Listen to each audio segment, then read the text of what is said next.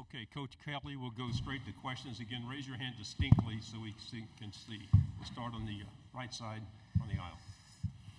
Dan Pack, ESPN 106.7 in Auburn. Coach Jaden had such a sensational LSU career. Moving on to the next step without him, what has this offseason been like, getting the offense ready for the season? Well, I think we feel really good about the transition to Garrett Nussmeier. He's been with us. He knows the offense. He knows the structure. He's been immersed in everything that we've done since we've got here. He's been patient but persistent. So when you're handing off to a quarterback that you have felt all along could lead you to a championship as well, it's probably as comforting as you could be as a head coach when you lose your Heisman Trophy winner, unless you get him back, in turning the keys over to Garrett Nussmeier. On the aisle, left side. Hey, Brian, John Sokoloff with WCBI. A couple games against Ole Miss already for you, a chaotic one, specifically last year. I'm just curious, what have you thought about, facing the Rebels last few years, and what do you think of Lane and what he's built in Oxford? Well, I've gone against Lane, multiple times, as you know, whether it's, SC or Mississippi, and have great respect for what he has done as a head coach. Now, the offenses have been really, outstanding at both stops. And so it puts a lot of pressure on your defense. And we played really well in year one against them defensively, and really shut them down, if you will, in a number of ways. In year two, we didn't have any answers. And so I think when you look at this matchup, it really was indicative of what our problems were. And I think you could look to that game as that game cost us a chance to be in the playoffs. So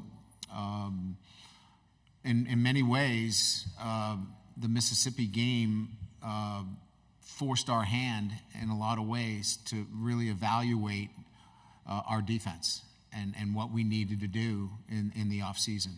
So subsequently, we made wholesale changes on the defensive side of the ball with staff, and we've looked at it hard in terms of the personnel and what we're doing, and that game really became the mark for where we can't go again. Right side, third row. Brian, Brett McMurphy with Action Network. You've had an incredible amount of success in year three in your past stops. Are there any similarities that you, looking back, that made those teams so successful in year three? Well, each stop along the way has had similar, has really the same process in terms of how I've gone about building the program. So this is the most accountable team that I've had. This has got the best leadership that I've had here at LSU. And not because they're better kids, it's just that they've been at this process now for 3 years. There's trust within the ranks. They're trusting each other. They're trusting the coaching. They're trusting what we're doing on a day-to-day basis. So that has generally led to success on the field. Now, all those teams in year three have caught the ball, tackled the football, played their best when their best is needed, all those things we haven't done yet. But the similarities are what I've just laid out, is they've been the most accountable, they've been the most trusting, they've had the best leadership, and this team does as well. I know it's before the season, but does this team have some of the characteristics of those other teams? It does. In year three? Yeah, it does, and I guess that's what I was saying, is that this team does, because we're able to see that on a day-to-day basis, even in the off-season, because we track all that. So we clearly can see that this football team is on that same track. Left side on the aisle. Tyler Shaw with KBTX at College Station. You've hired Mike Elko on your staff before as a defensive coordinator. Just curious your thoughts on playing against him as a head coach this year, and just what he brings as a coach, and playing Texas A&M. Yeah, Mike is a very so everybody's smart, right? But he's a smart football coach. And when I say smart, I don't mean intellectual, although he's got a degree from an Ivy League school, so we could say intellectual as well. But he's a smart football coach. He understands the game, and he's going to play to his strengths, offense, defense, special teams. I think what makes Mike a really good head coach is that he's not just going to be a defensive coach. He's going to make sure that he oversees all of the units because he knows it goes to winning. And I think that's why Mike's going to do very, very well at A&M. Third row, left side. Bob Ballou, CBS Austin. Texas football's come a long way since you faced him in 15 and 16 at Notre Dame. What makes a school SEC ready, and what are some of the challenges Texas faces and Sark's build to get to this point? Like if you take a snapshot, right? You take the Texas-Alabama game last year and say, well, they're SEC ready, right? I mean, they beat Alabama. But what happens is the guys in the front row that you talk to that year, they graduate. And so in the SEC, it's the ability to fill those seats again the next year. And then it's the ability to play the rigors of an SEC schedule week in and week out. So I think the medal is replacing those guys and then playing the rigors of that schedule week in and week out. So it's not just a snapshot in the SEC. It's really it's a long film. And if you can go through the rigors of an entire schedule, you're SEC ready. In the back on the right. Coach, you spoken on defense just a little bit ago. P.J. Woodland, one of your new talents. How has he impressed you, and really what made him so attractive coming out of Oak Grove High School? I think there's a couple of things. I mean, look, to play corner, you have to have, in my opinion, you have to have three things. One, you got to be able to play the ball down the field. There are many guys that can be in man coverage, but the ball's in the air and they can't find it. The second thing is you got to be able to tackle, and he's a ferocious tackler. He loves to tackle the football. And finally, you got to play some man-to-man coverage. You got to be able to play on body, and you got to play man. And he could do those three things. Now, he was 157 pounds when we got him on campus, 159 pounds. So the physicality and getting stronger and all those things and kind of similar to what I was talking about the rigors of playing in the SEC, you got to be able to duplicate that week in and week out. So this is going to happen for him. It's just going to take a little time as his body physically develops. And when he physically develops, he's going to be a really good football player. Left side. Robert Denton with Way 31. Kalen DeBoer joining the conference. You guys have kind of similar journeys, spending several years at the lower classifications of college football. How much in getting your first head coaching job at that level? How much respect do you have for someone that made that type of journey, and what does it really take to get from there to sitting here as an SEC head coach right now? We got to win. That's like a prerequisite. I think, what Kalen has done really well certainly is adapted, to whatever the situation is. And I think the adaptability to whatever his situation is has allowed him to continue to progress.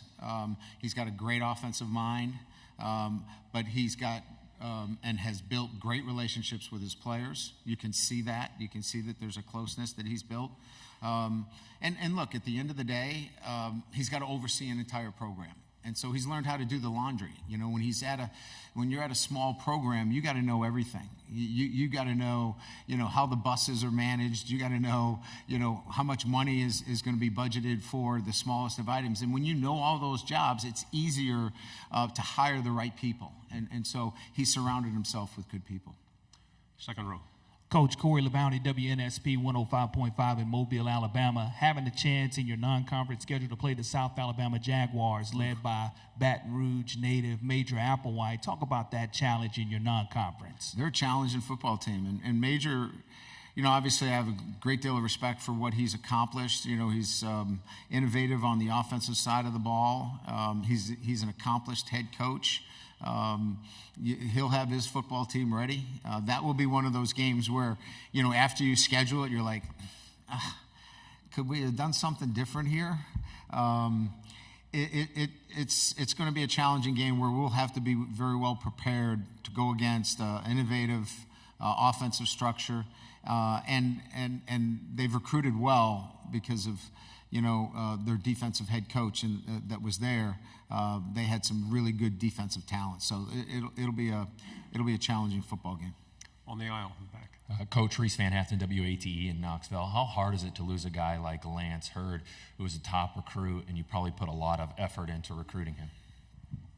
You don't want to lose anybody to your program that you've recruited, but there are times within your program that you present what the situation is, and if it's not agreeable to both sides, then you have to move on. And we wish him the best and hope that he has great success. He's a good kid, and he gets a chance to play at an SEC school that will give him a high profile and an opportunity to have great success. But sometimes it just doesn't work out. It doesn't mean that anybody is at fault as much as we hope that he has great success where he is. Jacques? Jacques Doucet, WAFB TV in Baton Rouge. I'm sorry, Hey, Coach. In the big room, you were talking about playing a game in Ireland.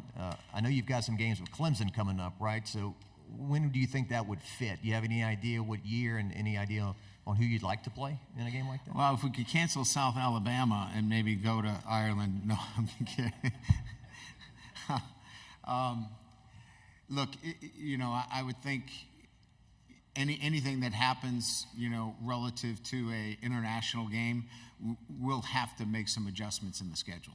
So, and there'll have to be, parties that will agree to some movement on the schedule. So I'm not here to say that this is a done deal, but you're going to have to get a situation where if it's a non-conference opponent, that they're willing to move that game later to accommodate a game that if we wanted to play in Ireland. So there would be more than one party involved if that was to be put together. Let's go to the back here. Kennedy Wright with CBS 42. Coach, last season you kicked off the season against Florida State, which resulted in a loss. What is the game plan going into your first game of the season to ensure you come out with the win? Sure. Well, if I knew I could ensure a win, I probably would do it. I'm not going to, we're not going to change our preseason, ritual or program or, how we do things. I really like what we do. I think it's smart. I think it's safe. I think it takes into account the proper rest. So our football. Look, if I felt like when we played Florida State, we were lethargic or tired, or our legs looked like we were in mud, jumping offside, or things like that, then I would make adjustments. We didn't play well enough against Florida State, and that was year two. And so what happened in that game is it exposed what was a real weakness for us. And what appeared to be, which was a weakness, was our defense. So we're going to continue to prepare the same way for USC. But we've addressed what I thought was our weakness in the offseason. And we're building towards having that weakness supported going into the USC game. Two final quick questions right here in the front row. We got to let the coach go. AP Stedham, AP and Kelly, as we see at syndicated radio. Good morning, Coach. Good morning. Coach, scheduling USC and UCLA in the same year, I think Notre Dame did it, but I don't know of any other team. And what do you see from the three players? What do you want to see different from them they haven't displayed thus far, Garrett and Mason and Harold? I think if we start with Mason, You know, he's here because I think he's been overshadowed. You know, we had 3 first-round draft picks, and I don't believe, got the kind of notoriety that he really deserves.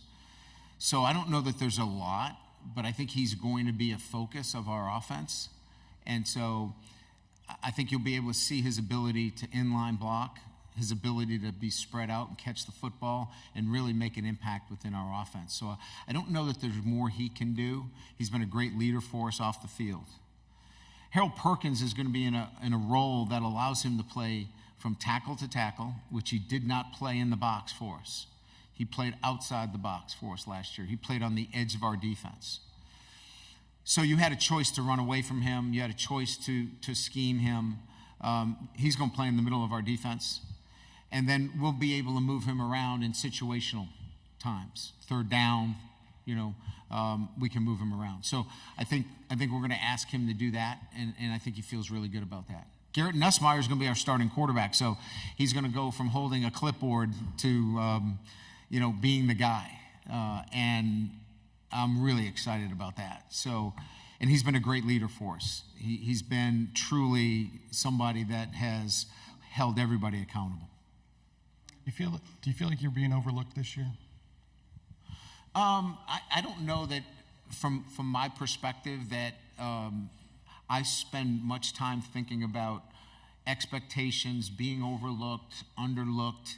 I focus really, and this is all I've done, is how we stick to what we do, our process every single day. And if we're doing that, then the outcomes take care of themselves. And I really don't worry about those other things because I can't control them anyway. So there's so many good football teams. I mean, it's the SEC. I mean, you could say there's, you know, 8 teams, 9 teams, 10 teams that all can compete for this championship. And you could make that argument. So I don't waste my time with that. I focus strictly on our process. Thank you, Coach. Thank you.